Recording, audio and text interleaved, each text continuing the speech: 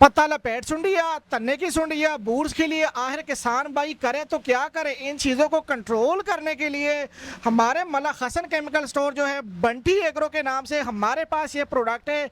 ये हम आपको दिखा देते हैं कि पत्ते की सुंडिया या तन्ने की सुंडिया इनको हम किस तरह कंट्रोल कर सकते हैं।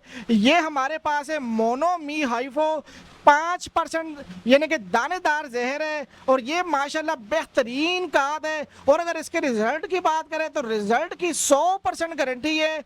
और अगर आप सुंडी को कंट्रोल करना चाहते हो तो ये जो जहर है इसको आप यानी कि अगर दान की बात करें, मुंजी की बात करें तो इसको आप 30 से 35 दिन के दरमियान इसको छट्टा करवा सकते हो 7 kg फी एकड़।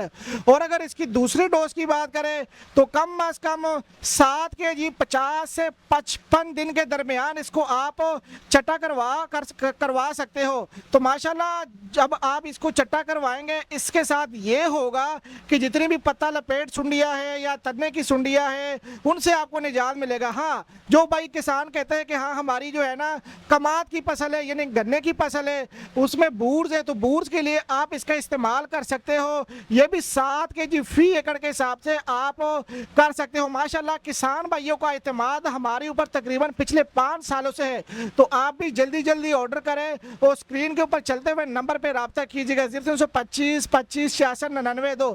इस नंबर पे रब्ता करके आप अपना ऑर्डर बुक करवा सकते हो। जी शुक्रिया।